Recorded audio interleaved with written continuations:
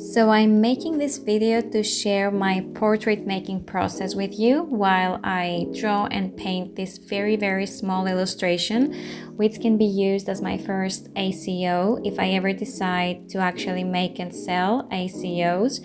I have cut some pieces of watercolor paper. It is a Winsor & Newton one, the cold pressed 300 grams watercolor paper. I had no idea what ACEOs were until very recently. I thought, why not practice in small tiny cards instead of my sketchbook and see how I feel about it, and perhaps even selling some of them in the future. I don't know. So let's talk a little bit about my process here. I used to draw portraits starting with outlines of the face and the several characteristics of the face, but this led me to some very awkward sketches, and 9 out of 10 times they did not look good.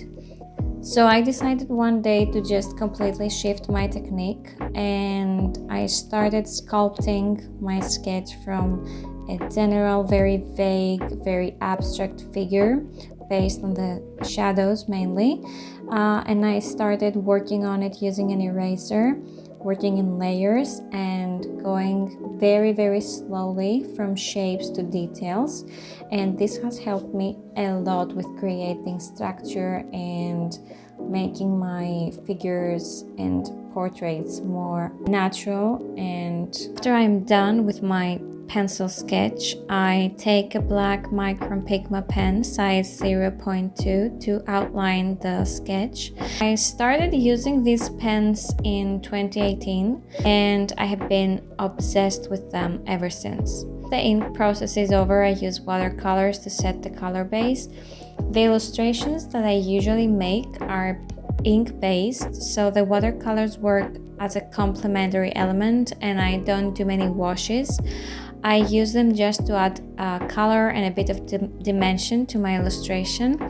Most of the times I also use color pencils for some details, but in this particular illustration I thought that there was no need for that. I didn't use any color pencils on top of the watercolor base.